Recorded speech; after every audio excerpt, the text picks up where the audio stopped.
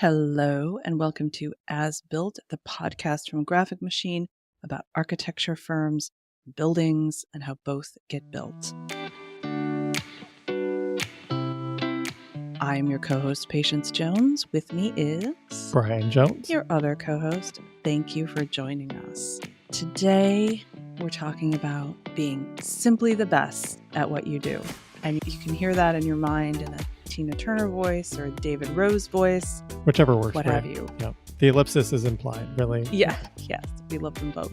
So underlying this topic, what we really want to talk about is why it's important for firms and people in firms to identify the things that they're best at and how to identify those things.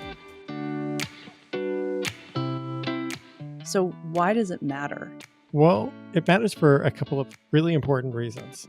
The first is external, where clients want to find somebody that's really good at a particular thing. So the more that you can be known for doing the thing that they happen to be looking for, the more likely they are to come to you. The second is internal, knowing what somebody's best at. The way offices work really well is having people that are great at things that can help support every aspect of a project, and having people that can help shepherd things along or be able to answer those tricky questions, and having awareness of what it is that you do best can really help shape that. I want to go back to the point you made about, knowing what you do best because people are looking for architecture firms that do X, Y, best. And that is true. I think another way to think about what you do best is not from what do I have to say that I do best, or what do I have to be best at, because that's what people are looking for, versus what do I, in a vacuum, in a dark room by myself, what is the thing or things that I am best at? What could I do in my sleep? What am I so good at that I've kind of become known around the office for that thing? And this is separate from what do I like doing. Yeah. Those things are not always the same. Nope. So for this episode, we're just focusing on what are you really, really good at? Because the danger that can happen when you're looking at what do people want me to be best at is you try to fit yourself into this mold that really isn't what you're best at. You don't like it. It's not second nature to you. Now there's this tension. You struggle. You hate work. It's not good. So thinking about what am I best at? And the answer can't be everything. No, here's the thing. It's a real danger though, right? It's a super danger. And I'm not here to tell you, anyone in this audience, maybe you are good at everything. I don't know. I don't know you. I don't know your journey. But for purposes of this exercise, you will not do yourself any favors by saying, I'm good at everything, because it's hard for people to believe that. It doesn't really give you a selling point. If you're sitting next to somebody at dinner and they say, oh, what's your focus or what's your specialty? And you say, everything. I'm good at everything. Not only will they not hire you, they're probably not going to invite you back to dinner again. Yeah. Or they're going to laugh real hard and think you're like the most hilarious person that they've ever met. Also possible. Yeah, that's fine. But you do have to kind of, just like your firm would have a niche, you're identifying for yourself what your niche is based on the thing that you're best at. And the reason we're focusing it on the thing that you're best at is because if you're best at it, it's easiest for you to do. It's quickest for you to do. You make the fewest mistakes, which means it can probably be the most profitable thing that you do. And you can turn the other stuff that you're not as good at over to somebody else who is better at that. And this is a great look back at it from an earlier episode of The Lone Wolf, where, this goes hand in hand with that in my mind, where the lone wolf goes hand in hand with no one.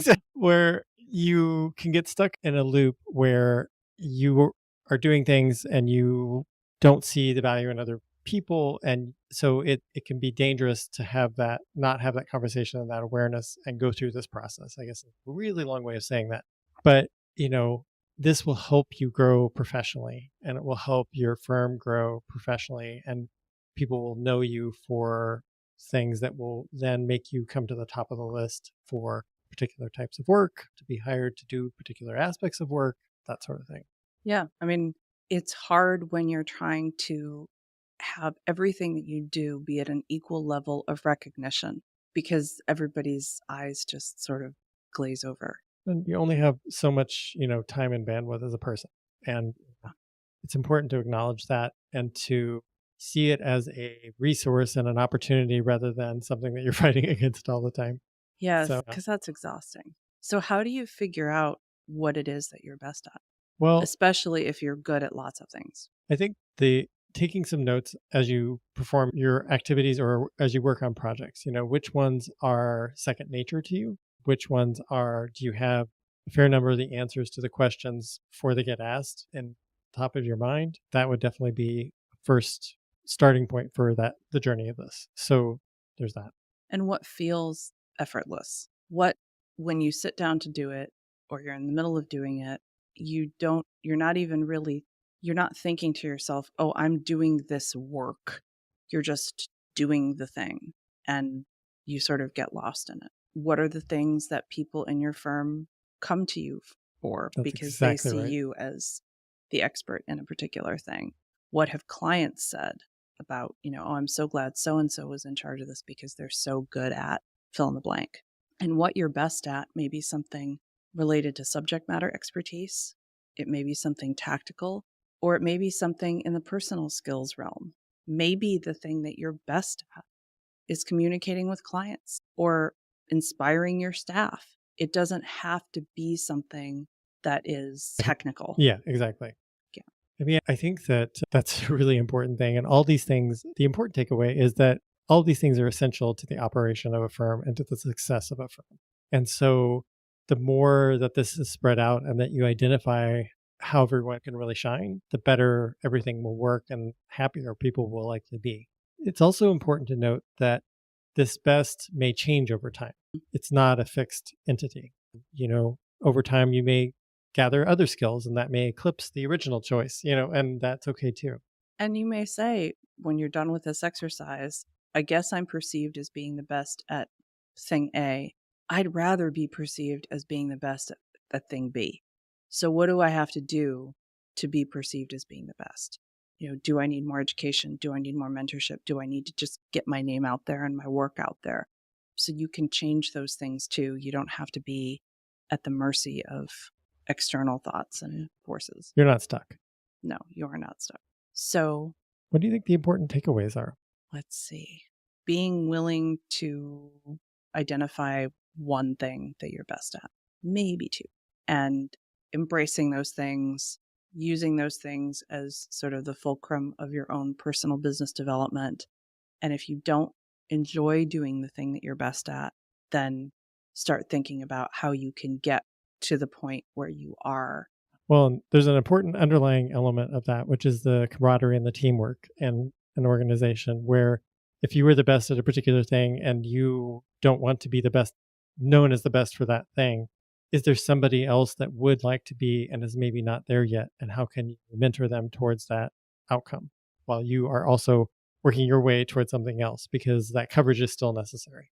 That's a really good point. And that does happen over time. You can't just be like, oh, well, go ask Rodney because I'm over I'm that. done. Like, yeah, I'm no longer the best. Yeah. Yeah. It takes time. Well, thank you for spending your time with us on this episode. Let's all be best, shall we? And we will see you next time.